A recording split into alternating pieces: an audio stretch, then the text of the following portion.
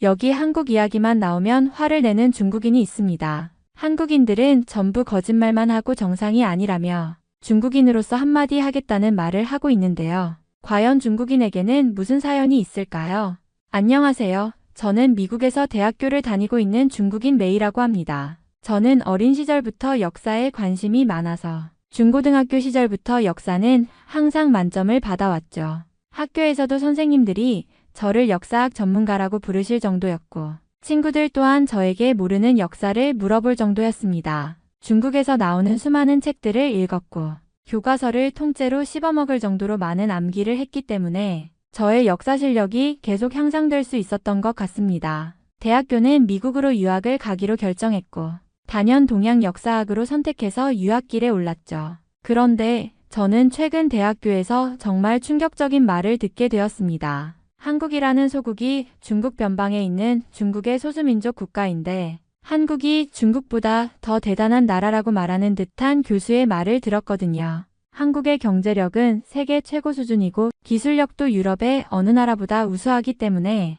앞으로 세계를 이끌 나라 중에 한 나라라고 했죠. 그런데 그 어디에도 중국에 대한 이야기는 없었습니다. 저는 아직 영어에 익숙하지가 않기 때문에 별 다른 질문이나 문의는 하지 않았지만 정말 속이 부글부글 끓었고 황당해서 잠이 안 올 지경이었습니다. 대학교에 비싼 학비를 내고 왔는데 저런 말도 안 되는 이야기나 듣고 가만히 있어야 한다니 너무 힘겨웠습니다. 한국의 역사는 중국의 식민지배를 당한 내용이 전부이고 한국은 중국의 소수민족들이 독립해서 세운 나라라고 알고 있죠. 중국의 막대한 원조를 받으면서 조금씩 성장했고 중국의 자본력으로 서울이나 제주도의 땅을 사고 건물을 지으면서 한국인들을 편안한 집에서 살도록 해주었죠. 그런데 저 미국인 교수님은 제대로 알지도 못하면서 한국의 기술이 중국에 유출되면서 중국이 성장했다는 말도 안 되는 이야기를 해댔습니다. 역사적으로 볼 때에 한국은 중국의 조공을 바치며 무릎을 꿇었고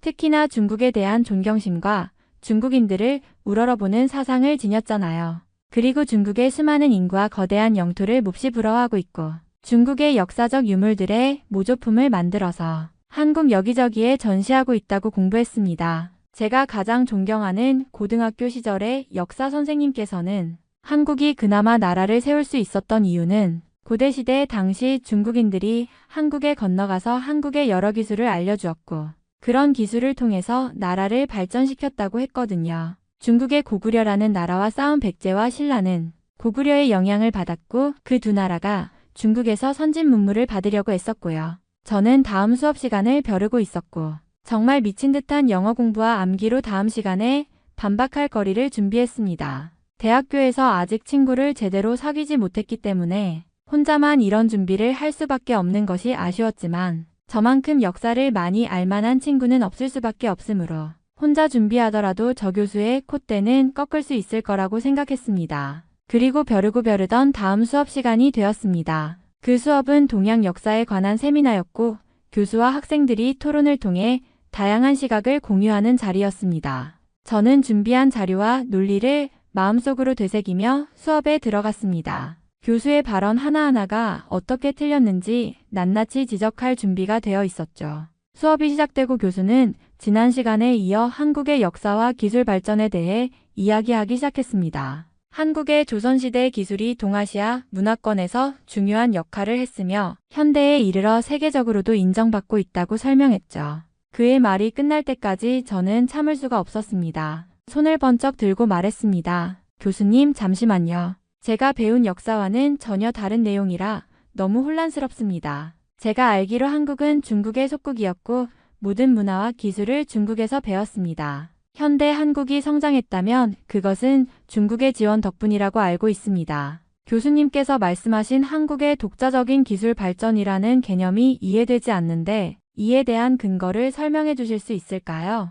수업이 잠시 정적에 휩싸였습니다. 교수는 미소를 띠며 저를 바라보았습니다. 아주 좋은 질문입니다, 메이. 이런 논의가 바로 이 수업의 핵심이죠. 여러분, 메이의 질문에 대해 어떻게 생각하나요? 그는 저 대신 다른 학생들에게 의견을 물었습니다. 그때부터 다른 학생들이 하나둘씩 손을 들고 한국에 대한 다양한 관점을 제시하기 시작했습니다. 어떤 학생은 한국의 역사적 독립성을 강조하며 삼국시대부터 조선에 이르기까지 중국과는 별개로 발전한 부분을 언급했습니다. 또 다른 학생은 현대 한국의 경제적 성공은 외부 지원이 아니라 자국민들의 노력과 혁신 덕분이라고 주장했죠. 저는 놀라웠습니다. 이 학생들은 도대체 어디서 이런 정보를 얻었을까요? 저 혼자만의 관점이 아니라 미국의 많은 학생들이 비슷한 견해를 공유하는 듯 보였습니다. 그러나 저는 물러설 수 없었습니다. 제가 중국에서 배운 역사 자료와는 완전히 다른 이야기네요. 중국에서는 한국이 조공 국가였고 독자적인 문화를 가질 수 없었다고 배웠습니다. 제가 믿고 있는 자료들이 틀렸다는 말씀이신가요? 교수는 고개를 끄덕이며 말했습니다. 매의 역사란 한쪽 관점에서만 이해하기에는 너무 복잡하고 다층적입니다. 중국에서 배운 역사가 틀렸다고 말하려는 것이 아니라 다른 나라에서 보는 관점도 있다는 점을 이해하는 것이 중요합니다. 사실 역사 연구는 이렇게 다양한 관점을 이해하는 데서 시작됩니다. 교수의 말은 마치 저에게 도전장을 내미는 것 같았습니다. 저는 더 많은 자료를 찾아야겠다고 결심했습니다. 다음 수업에서 그 교수와 다른 학생들에게 제 주장이 얼마나 강력한지 보여줄 생각으로 속이 불타올랐습니다. 중국의 역사를 제대로 이해하지 못하는 사람들이 한국을 과대평가하는 것을 더는 두고 보지 않겠다는 결심이 섰죠. 저는 준비해온 자료들을 손에 꼭 쥔 채로 교수에게 발언 기회를 요청했습니다. 목소리를 가다듬고 말했습니다. 교수님, 제가 중국에서 배운 역사 자료를 바탕으로 몇 가지 반박을 드리고 싶습니다. 먼저 한국이 주장하는 고대사에서 고구려라는 나라는 사실상 중국의 역사입니다. 고구려의 중심지는 현재 중국 땅에 위치하고 있고 그 문화와 정치체제는 중국의 영향을 강하게 받았습니다. 그런데 왜 한국에서는 고구려를 자신들의 역사라고 주장하는지 저는 이해가 되지 않습니다. 수업실 안은 조용해졌고 저는 말을 이어갔습니다. 중국의 수많은 역사 기록과 자료들은 고구려가 중국의 지방 정권 중 하나였음을 분명히 보여줍니다. 예를 들어 중국의 정사인 삼국지와 후한서에는 고구려가 중국의 조공 국가로 묘사되어 있습니다. 한국에서는 이를 자신들의 독립적인 역사로 포장하지만 객관적인 역사 자료들은 이를 뒷받침하지 않습니다. 제가 가져온 자료들을 보면 고구려는 중국 왕조의 조공 질서에 속해 있었고 문화와 정치 시스템 모두 중국의 영향을 크게 받았음을 알 수 있습니다. 교수는 제 말을 조용히 들으며 고개를 끄덕였습니다. 저는 점점 더 자신감이 붙어 말을 이어갔습니다. 또한 한국의 역사는 중국의 지원 없이는 존재할 수 없었다고 봅니다. 고대부터 조선에 이르기까지 한국은 중국의 경제적, 군사적 지원에 의존하며 살아남아 왔습니다. 조선시대의 사례를 들어보겠습니다. 조선은 명나라와 청나라의 지원 없이는 임진왜란 같은 위기를 극복하지 못했을 겁니다. 중국은 군대를 파견해 조선을 도왔고 이는 한국이 현재까지 생존할 수 있었던 중요한 이유 중 하나였습니다. 저는 숨을 고르고 교수와 학생들을 둘러보며 덧붙였습니다. 결론적으로 한국의 역사는 독립적이라기보다는 중국의 변방 역사로 이해해야 합니다. 한국이 주장하는 고구려의 역사는 단순히 중국의 지방 역사일 뿐이고 한국은 중국의 문화와 기술을 수입하며 생존해 왔습니다. 이런 관점에서 한국이 자신들의 역사를 과대평가하고 있다는 점을 지적하고 싶습니다. 제 말이 끝난 후 교수는 잠시 침묵을 지키더니 미소를 지으며 말했습니다. 매우 열정적으로 준비해 주셔서 감사합니다. 당신의 관점과 자료는 중국에서 역사적으로 어떤 관점을 가르치는지를 잘 보여줍니다. 하지만 역사란 때로는 서로 다른 관점에서 이해되고 각 나라의 문화적 정체성을 고려하며 해석될 필요가 있습니다. 고구려와 관련한 논쟁은 학계에서도 여전히 활발히 진행 중입니다. 다음 시간에는 한국 학생들도 참여하는 더 깊은 토론을 진행해보면 어떨까요? 교수의 반응은 제 예상과 달랐습니다. 그는 제 주장을 비판하거나 반박하지 않았고 대신 대화를 이어가려는 태도를 보였죠. 그러나 저는 이 대화가 끝나지 않았다는 걸 알고 있었습니다. 제 주장이 설득력을 얻을 수 있도록 더 많은 자료와 논리를 준비하기로 결심했습니다. 한국과 관련된 이 논쟁에서 제가 옳다는 것을 증명해 보이고 말겠다는 생각뿐이었습니다. 제 주장이 끝나고 난 후 한쪽에서 손을 든 학생이 있었습니다. 그는 자신을 대학원생이라고 소개하며 한국에서 유학을 온 학생이라고 했습니다. 수업에 잠시 들르기 위해 왔는데 제 발언을 듣고 견해를 나누고 싶다며 말을 시작했죠. 그는 차분하고 침착한 목소리로 말했습니다. 메이 학생의 관점과 자료를 존중합니다. 중국에서의 역사 교육이 어떻게 이루어지는지 이해할 수 있는 좋은 기회였습니다. 하지만 저는 한국인으로서 또 동양사를 연구하는 학생으로서 몇 가지 다른 관점을 제시하고 싶습니다. 저는 그의 첫 마디부터 마음에 들지 않았습니다. 그는 제가 틀렸다는 전제를 깔고 말하는 것처럼 보였기 때문이죠. 그는 말을 이어갔습니다. 먼저 고구려의 역사를 말씀하셨는데 고구려는 분명 중국의 현재 영토 일부를 포함하고 있지만 당시에는 독립적인 국가였습니다. 오히려 중국의 현재 영토가 한국의 영토를 차지하고 있는 것이죠. 고구려가 중국의 지방 정권이었다고 주장하려면 같은 시기에 수나라와 당나라가 고구려를 정복하려고 얼마나 많은 전쟁을 벌였는지 설명이 필요합니다. 만약 고구려가 이미 중국의 지방 정권이었다면 그런 전쟁이 왜 필요했을까요? 저는 속으로 말도 안 된다고 생각하며 손을 들어 그를 막으려 했습니다. 하지만 고구려는 중국 왕조에 조공을 바쳤잖아요. 그것이 중국의 속국이었다는 증거 아닙니까? 그는 고개를 끄덕이며 답했습니다. 좋은 질문입니다. 당시 조공은 단순히 속국과 종주국의 관계를 나타내는 것이 아니라 동아시아 국제질서의 일환이었습니다. 일본도 중국에 조공을 바쳤지만 일본을 중국의 속국이라고 주장하지는 않잖아요.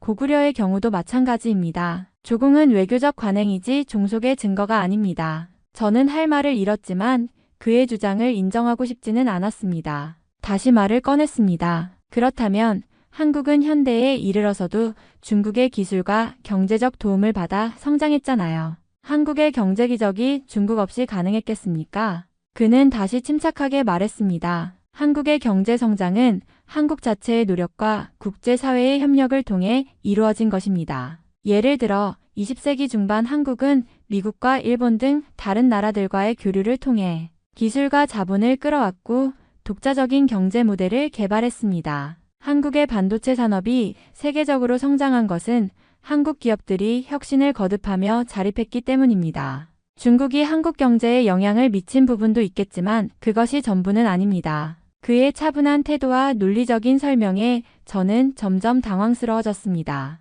그는 마지막으로 덧붙였습니다. 저는 메이 학생이 주장한 내용을 비난하려는 것이 아닙니다. 다만 역사와 현실은 한 가지 관점으로만 해석될 수 없다는 점을 말씀드리고 싶습니다. 저는 메이 학생의 자료와 생각을 존중하며 이 대화가 서로 배우는 기회가 되길 바랍니다. 그의 말이 끝나자 교실은 다시 정적에 휩싸였습니다. 저는 이 논쟁에서 밀리지 않기 위해 다시 반박하려 했지만 마음 한구석에서는 그의 주장이 무언가 설득력이 있다고 느끼고 있는 저를 발견했습니다. 이 논쟁은 끝난 게 아니었습니다. 저는 더 많은 자료와 논리를 준비해서 그 한국 학생과 다시 논의할 기회를 반드시 만들겠다고 결심했습니다. 한국 대학원생의 발언이 끝나고 교수님이 다시 입을 열었습니다. 교수님의 표정은 차분했지만 그 말의 무게는 강하게 느껴졌습니다.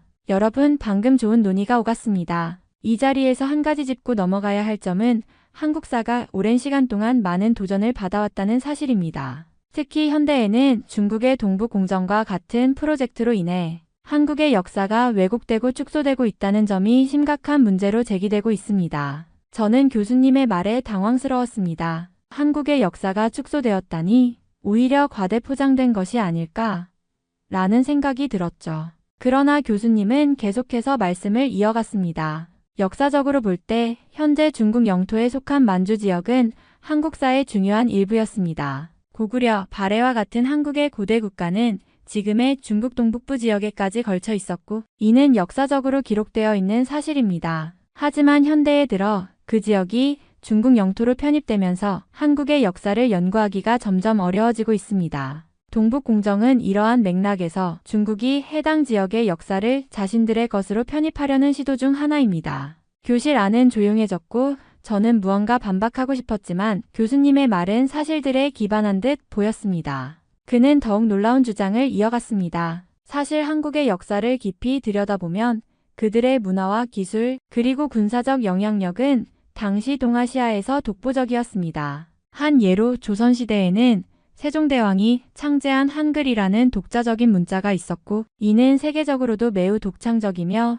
효율적인 문자 체계로 평가받고 있습니다. 또 한국은 고대부터 지금까지 뛰어난 과학기술과 예술을 발전시켜 왔습니다. 저는 속으로 그렇다고 해서 한국이 전 세계에서 가장 강력한 나라라는 교수님의 주장은 너무 과장된 것이 아닐까?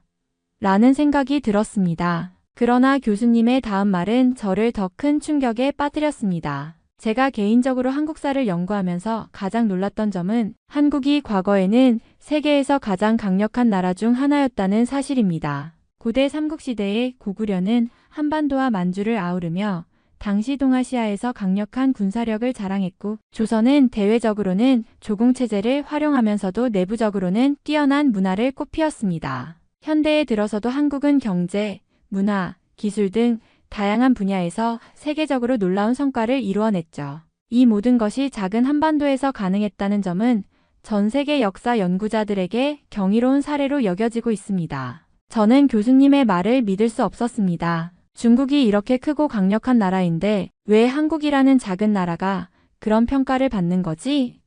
라는 의문이 머릿속을 떠나지 않았습니다. 하지만 동시에 교수님의 설명은 너무 논리적이고 근거가 있어 보였기에 쉽게 부정할 수는 없었습니다. 교수님은 마지막으로 덧붙였습니다. 이 모든 논쟁의 핵심은 역사는 누가 쓴 것인지 그리고 어떤 관점에서 보느냐에 따라 달라진다는 점입니다. 레이 그리고 다른 학생 여러분, 이 논의는 끝난 것이 아닙니다. 각자의 관점에서 더 많은 자료를 찾아보고 서로의 의견을 존중하면서 대화를 이어가길 바랍니다. 교수님의 발언이 끝나자마자 저는 머릿속에서 정리가 끝나지 않은 의문들을 참을 수 없었습니다. 고민할 틈도 없이 손을 들어 발언했습니다. 교수님, 제가 말씀드리고 싶은 게 있습니다. 교수님은 저를 보며 고개를 끄덕이며 발언을 허락하셨습니다. 저는 마음을 가다듬고 말을 이어갔습니다. 교수님께서 한국사에 대해 깊은 관심을 가지신 분이라는 점은 알겠습니다. 하지만 저는 교수님보다 중국사와 관련된 책을 훨씬 많이 읽었을 것이라고 자신합니다. 중국에서는 저를 역사 전문가라고 부를 정도로 역사에 대해 깊이 공부해왔고 특히 한국과의 관계사에 대해서도 충분히 알고 있습니다. 예를 들어 송나라와 고려의 관계를 보면 고려는 명백히 중국의 조공국으로서 송나라에 많은 물품을 바치며 의존적인 위치에 있었습니다. 조선과 명나라의 관계를 봐도 상황은 다르지 않습니다. 저는 잠시 숨을 고르며 주변의 시선이 자신에게 집중되고 있음을 느꼈습니다. 말을 이어갔습니다. 조선은 명나라를 상국이라 부르며 외교적으로나 문화적으로 종속적인 자세를 유지했습니다. 조선 왕조의 역사서를 봐도 중국을 존중하고 의지한 기록이 수도 없이 나옵니다. 조선의 국왕 즉위조차 명나라의 승인을 받아야 했던 시절이 있었고 심지어 조선의 외교 문서와 정책 결정에도 중국의 간섭이 있었던 것이 역사적 사실입니다. 이러한 점을 볼 때 한국은 오랫동안 중국의 속국이었고 스스로 독립적인 역사를 주장하는 것은 과장이 아닌가 싶습니다. 교수님은 저를 뚫어지게 바라보며 조용히 제 말을 듣고 계셨습니다. 저는 자신감이 붙어 말을 더 이어갔습니다. 교수님께서 말씀하신 한국의 강력함은 그저 학문적 관점일 뿐이라고 생각합니다. 저는 한국이 중국 없이는 살아남을 수 없는 나라였다는 사실을 중국 역사 자료에서 반복적으로 확인했습니다. 이런 점을 간과하고 한국사를 독립적이고 강력한 것으로 묘사하는 것은 중국사에 대한 무시와 다름없다고 생각합니다. 제 목소리는 점점 더 단호해졌습니다. 저는 자신이 준비해온 지식을 모두 쏟아내고 있었습니다. 제 주장이 틀리지 않았음을, 오히려 교수님의 견해에 흠이 있다는 것을 증명하려고 애썼습니다. 그러나 교수님의 표정은 흔들리지 않았고 그 침착함은 제가 뭔가 놓치고 있는 것은 아닌지 다시 한번 생각하게 만들었습니다. 저는 숨을 고르며 계속해서 발언을 이어갔습니다. 그리고 하나 더 말씀드리고 싶습니다. 한국이 일본의 침략으로 임진왜란이라는 큰 국난을 겪었을 때 결국 그것을 극복한 건 중국의 도움 덕분이었습니다. 명나라가 대규모 군대를 파병해 조선을 도왔기 때문에 일본의 침략을 물리칠 수 있었습니다. 한국이 스스로 그 위기를 해결했다고 주장하는 것은 역사적 사실과 거리가 멉니다. 잠시 멈추고 제가 준비한 또 다른 논점을 꺼냈습니다. 특히 이순신이라는 인물에 대해서도 한국에서는 마치 자국의 영웅처럼 칭송하고 있지만 제가 아는 바로는 이순신 장군이 중국의 전략과 명나라, 군의 지원을 통해 활약할 수 있었던 겁니다. 그는 명나라 장수들과 협력하여 일본군을 상대했으며 그 공은 중국에게도 크게 돌아가야 한다고 생각합니다. 한국이 모든 공적을 이순신 개인이나 한국군의 업적으로 돌리는 것은 사실 역사 왜곡 아닙니까? 그리고 이순신은 중국인이라는 주장이 일각에서 있는 것으로 아는데 한국에서 일방적으로 이순신을 한국인으로 말하는 것은 명백히 잘못된 것입니다. 제 말이 끝나자 교실은 조용해졌습니다. 저는 주변 학생들과 교수님의 반응을 살폈지만 누구도 즉각적으로 반응하지 않았습니다. 그러나 제 마음속에서는 뿌듯함이 느껴졌습니다. 제 논리와 자료를 통해 교수님의 한국 중심적인 발언을 흔들어 놓았다는 확신이 들었기 때문이죠. 하지만 그 순간 교실의 한쪽에서 손을 든 대학원생 한국 학생이 조용히 말을 시작했습니다. 메이 학생, 흥미로운 주장 잘 들었습니다. 그런데 몇 가지 보충할 점이 있는 것 같습니다. 그의 차분한 태도는 다시 한번 교실의 분위기를 바꾸어 놓았고 저는 다음에 이어질 논쟁을 기다리며 긴장과 기대가 뒤섞인 감정을 느꼈습니다. 한국 대학원생은 제 발언을 듣고 처음으로 언성을 높였습니다. 그의 목소리는 이전과는 달리 격앙되어 있었습니다. 이순신 장군은 명백히 한국 사람이고 한국의 영웅입니다. 그의 모든 업적은 조선의 독자적인 힘으로 이루어진 것이고 중국과는 관계없습니다. 임진왜란 당시 명나라가 도운 것은 맞지만 이순신 장군이 없었다면 조선은 절대 일본군을 물리칠 수 없었어요. 그런데 어떻게 그런 왜곡된 말을 할 수 있죠? 그의 목소리에는 분노와 당혹감이 섞여 있었습니다. 저는 그의 격한 반응에 움찔했지만 물러설 수 없다는 생각에 말을 이어갔습니다. 그 부분에 대해서는 저도 중국에서 들어본 적 있습니다. 이순신이라는 인물이 조선에 있었던 것은 맞지만 그의 전략이나 군사적 성공은 명나라와의 협력이 없었다면 불가능했을 겁니다. 그리고 솔직히 말해서 한국은 언제나 중국의 문명과 힘을 빌려 성장했으면서도 항상 자신의 업적으로 둔갑시키려 합니다. 중국을 섬기지 않는 태도 때문에 지금도 국제적으로 갈등을 일으키고 있잖아요. 제 발언에 강의실 분위기는 얼어붙은 듯 했습니다. 한국 대학원생은 화를 참지 못한 듯 손을 책상 위에 내려치며 다시 반박했습니다. 말도 안 되는 소리 하지 마세요.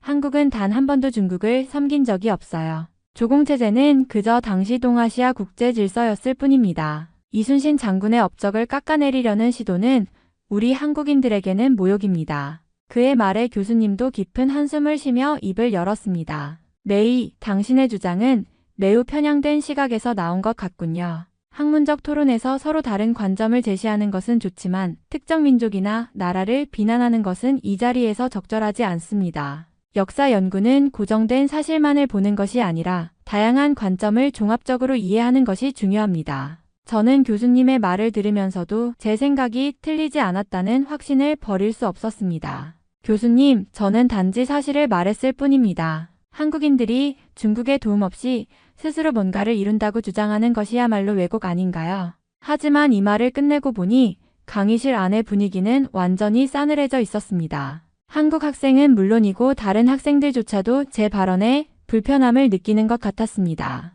결국 저는 더 이상 그 분위기를 견딜 수 없었습니다. 아무리 말해도 소용없네요. 모두가 한국 편만 드는 것 같군요. 저는 이런 편향된 논의에 더 이상 참여할 수 없습니다. 화를 참지 못한 저는 자리에서 벌떡 일어나 강의실 문을 열고 밖으로 나갔습니다. 문이 닫히는 소리가 강의실에 울려 퍼졌고 복도를 걸으며 제 마음속에는 억울함과 분노가 뒤섞여 있었습니다. 내가 틀린 게 아닌데 왜 모두가 내 말을 무시하는 걸까? 라는 생각만이 머릿속을 가득 채우고 있었습니다. 강의실을 나온 뒤 억울한 마음을 진정시키려 했지만 속에서 끓어오르는 분노는 쉽사리 가라앉지 않았습니다. 결국 저는 고등학교 시절 저를 가장 많이 가르쳐 주셨던 역사 선생님께 연락을 드리기로 했습니다. 선생님께서는 제가 가장 존경하는 분이자 제 역사 지식의 기반을 만들어주신 분이기도 했습니다. 전화가 연결되자마자 저는 방금 강의실에서 있었던 일을 자세히 말씀드렸습니다. 미국의 교수님이 한국을 극찬하고 한국 학생들과의 논쟁에서 제가 반박했지만 제대로 받아들여지지 않았던 상황을 이야기하며 얼마나 답답하고 억울했는지 털어놓았습니다. 선생님께서는 제 말을 차분히 들으시다가 이내 목소리를 높이셨습니다. 메이, 그게 무슨 소리야? 그런 말도 안 되는 역사 왜곡을 하는 교수 밑에서 공부하고 있다니 정말 안타깝구나. 한국은 언제나 자기 역사를 과장하고 중국을 깎아내리며 자신들을 높이려는 태도로 일관해 왔어. 미국에서 그런 편향된 교육을 받고 있다는 게 믿기지가 않는구나. 그곳에서는 내가 가진 지식을 제대로 인정받기 어려울 거야. 선생님의 분노 섞인 목소리를 들으면서 저는 묘한 위로와 동시에 더 깊은 답답함을 느꼈습니다. 선생님께서는 이어서 말씀하셨습니다. 넌 중국에서 공부했어야 했어, 메이. 내가 가진 뛰어난 역사적 감각과 지식은 중국에서 훨씬 더 큰 가치를 인정받았을 거야. 이런 편견 가득한 곳에서 고생할 필요가 없었어. 선생님의 말씀은 제 마음에 깊이 와 닿았습니다. 미국이라는 낯선 환경에서 홀로 분투하며 느꼈던 외로움이 선생님의 말을 통해 더욱 선명하게 떠올랐습니다. 정말 내가 미국에서 공부할 필요가 있었을까? 차라리 중국에 남아서 내 능력을 인정받는 길을 갔어야 했던 건 아닐까? 라는 생각이 머리를 떠나지 않았습니다. 하지만 동시에 저는 여전히 답답함을 떨칠 수 없었습니다. 저 자신이 옳다고 믿었던 주장이 왜곡된 것처럼 받아들여지고 그 과정에서 오히려 제가 틀렸다는 시선을 견뎌야 한다는 현실이 견디기 힘들었습니다. 이게 정말 공정한 학문적 토론이 맞는 걸까? 라는 의문이 제 속에서 커져갔습니다. 전화가 끝난 뒤에도 저는 한참 동안 아무 말 없이 침묵한 채 창밖을 바라봤습니다. 저를 둘러싼 모든 것이 너무도 복잡하고 혼란스럽게 느껴졌습니다. 어쩌면 진실을 말하는 사람은 늘 외로운 법일지도 모른다. 라는 생각이 스쳐 지나갔습니다. 강의가 끝난 후 저는 복잡한 생각을 안고 교실을 나섰습니다. 그때 제가 알게 된 한 중국인 학생이 저를 따라왔습니다. 그는 조금 당황한 표정으로 저에게 다가와 말을 꺼냈습니다. 메이, 사실 나도 한국이 중국보다 위에 있다는 게 맞다고 생각해. 여기서 교수님이 말씀하신 대로 한국이 중국보다 우수하다고 말하는 게 맞는 것 같아. 중국에서 배운 것들은 이제 다 잘못된 거라는 걸 깨달았어. 여기선 교수님 말씀을 따르는 게 맞다고. 그의 말에 저는 충격을 받았습니다. 중국에서 배운 역사와 상식이 틀렸다고 생각하며 교수님의 말을 따르겠다고 주장하는 그가 너무도 안타까워 보였습니다. 저는 순간적으로 답답함을 느끼며 그에게 말했습니다. 그게 무슨 말도 안 되는 소리야. 교수님이 말하는 게 전부 맞다는 게 아니라 사실을 그대로 봐야 해. 한국이 중국보다 위에 있다는 거, 그런 이야기야말로 전혀 근거 없는 주장이라고. 그는 고개를 떨구며 한숨을 쉬더니 더 이상 반박하지 않았습니다. 그러나 그의 태도에서 여전히 교수님의 말에 영향을 받은 흔적이 보였습니다. 저는 그를 보며 더욱 답답해졌습니다. 어떻게 이렇게 쉽게 속을 수 있을까? 정말 중국을 버리고 미국인의 말에 이렇게 빠져들 수 있는 거야? 라는 생각이 들었습니다. 내가 그렇게 교수님의 말에 속아서는 안 돼. 역사에는 정확한 사실이 있어야지 사람들의 주장에 따라 휘둘려서는 안 돼. 교수님이 한국이 위에 있다고 말하는 건 그저 한국에 대한 편견에서 나오는 주장일 뿐이야. 너는 중국에서 무엇을 배웠는지 기억하고 있어야 해. 하지만 그는 제 말을 듣지 않고 그저 고개를 끄덕였을 뿐이었습니다. 그 모습이 너무 안타까웠습니다. 그가 이렇게까지 변할 수 있을까? 그에게 진실을 알리고 싶었지만 그가 이미 미국에서 배운 것에 깊이 영향을 받았기 때문에 제 말이 그의 마음에 닿을지 확신할 수 없었습니다. 저는 더 이상 이곳에서 있을 수 없다는 생각에 사로잡혔습니다. 미국에서의 생활은 너무나 불편하고 제가 알고 있던 역사와 사실들이 왜곡되는 것이 너무나 괴로웠습니다. 교수님의 발언도 그곳 사람들의 시각도 모두 저에게는 참을 수 없는 것이었습니다. 저는 더 이상 이곳에 머물 수 없다고 결심하며 결국 자퇴를 하고 중국으로 돌아가기로 결심했습니다. 중국으로 돌아가는 길은 마치 해방된 기분이었고 저는 다시 한번 마음이 편안해지는 것을 느꼈습니다. 중국은 제가 아는 대로 그 누구도 제 생각이나 발언을 제지하지 않으며 내가 믿고 있는 역사와 사실을 그대로 받아들여주는 그런 곳이었습니다. 거리에 나가서 소리를 지르거나 내 의견을 표현해도 아무도 뭐라고 하지 않을 거라는 확신이 들었습니다. 그만큼 저는 중국에서 더 이상 외로움이나 불편함을 느끼지 않을 것 같았습니다. 중국은 가장 편리한 나라였고 그곳에서는 제 자신을 제대로 표현할 수 있는 자유가 있다고 생각했습니다. 제가 알고 있는 역사와 문화가 존중받는 곳에서 다시 시작하고 싶었고 그곳에서 제 목소리를 높일 수 있다는 생각에 마음이 가벼워졌습니다. 중국으로 돌아가기로 결심한 후 부모님에게 이 사실을 말씀드렸습니다. 그날 저녁 부모님은 처음엔 매우 놀란 표정을 지으셨습니다. 너가 그런 나라에서 공부를 계속할 수 없다는 말은 이해하지만 그래도 미국에서의 교육이 널 더 발전시킬 거야. 부모님의 걱정이 묻어난 말에 저는 잠시 망설였지만 결국 제 결심을 굽히지 않았습니다. 엄마, 아빠, 저는 더 이상 이곳에서 살 수가 없어요. 이곳에서 배우는 건 제게 맞지 않아요. 제 자신을 표현할 수 있는 곳은 중국이에요. 중국에서 제 삶을 살아가고 싶어요. 부모님은 결국 제 결정을 존중하시며 더 이상 말리시지 않았습니다. 그들의 걱정도 알지만 저는 이미 마음속으로 결정을 내린 상태였기 때문에 이 선택이 맞다고 생각했습니다. 중국으로 돌아갈 수 있다는 생각에 마음은 한층 홀가분해졌습니다. 그곳에서의 삶은 정말 편안하고 자유로울 것 같았습니다. 중국에서는 내 생각을 마음껏 표현할 수 있고 아무도 나를 억누르지 않을 거야 라는 믿음이 있었기에 저는 더욱 안도감을 느꼈습니다. 또한 제 자신이 바로 그곳에서 성장하고 진정으로 원하는 삶을 살 수 있을 것 같다는 확신도 들었습니다. 한국이나 미국에서의 삶은 제게 너무 힘들고 답답하게 느껴졌습니다. 이제 중국에서 다시 시작할 수 있다는 기쁨이 저를 가득 채웠고 그곳에서 행복한 생활을 할 수 있을 것이라는 기대감에 마음이 벅차올랐습니다. 그렇게 중국으로 돌아갈 준비를 하던 중 마지막으로 유튜브에서 한국에 관한 영상을 하나 보게 되었습니다. 처음에는 그냥 한국이 잘 사는 나라라는 편견을 확인하려는 마음으로 클릭했었지만 영상을 보다 보니 점차 다른 생각이 들었습니다. 영상에서는 한국의 경제 발전과 기술 혁신, 문화적 영향력이 놀라울 정도로 강조되고 있었습니다. 특히 한국이 어떻게 단기간에 발전해 세계적인 경제 강국으로 떠오를 수 있었는지에 대한 설명은 정말 인상적이었죠. 한국이 잘 사는 나라가 맞다 라는 생각이 떠올랐습니다. 그동안 저는 한국을 부정적인 시각으로만 바라봤었지만 영상을 통해 보니 한국이 겪은 고난과 도전, 그리고 그들이 어떻게 이를 극복해냈는지를 알게 되었습니다. 한국인들의 근면함과 열정, 그리고 그들의 끊임없는 혁신 정신이 이 나라를 지금의 위치로 끌어올렸다는 점에서 놀라운 부분이 많았습니다. 제가 그동안 가진 한국에 대한 고정관념이 잘못된 것이라는 생각이 들었고 갑자기 복잡한 마음이 들었습니다. 제가 지금까지 왜 그렇게 한국을 부정적으로만 보았을까 하는 자책감도 들었습니다. 중국도 중요하지만 한국 역시 무시할 수 없는 나라였구나. 그런 생각이 머리를 스쳤습니다. 뭔가 이상하다는 생각이 들기도 했고 한국이 중국보다 나은 나라라는 것이 정말 사실이라는 것에 무언가 답답한 심정이 생기면서 너무 혼란스러워졌어요. 그리고 결론은 한국에 대해 알아볼 필요도 없이 대국인 중국에서 살면 굳이 한국을 볼 필요 없으니 마음 편하게 살자는 생각뿐이었죠. 중국으로 돌아온 저는 정말 행복하게 살고 있는데요. 역시 미국인들은 전부 잘못된 지식을 가지고 있고 중국에서 보고 듣는 이 고급 지식들을 저도 습득하며 중국인으로서 많은 자부심을 느끼고 있을 뿐입니다. 이번 사연은 여기서 마무리하도록 하겠습니다. 끝까지 시청해주셔서 감사드립니다. 좋아요와 구독은 영상 제작에 큰 힘이 됩니다. 꼭 한 번씩만 눌러주세요. 감사합니다.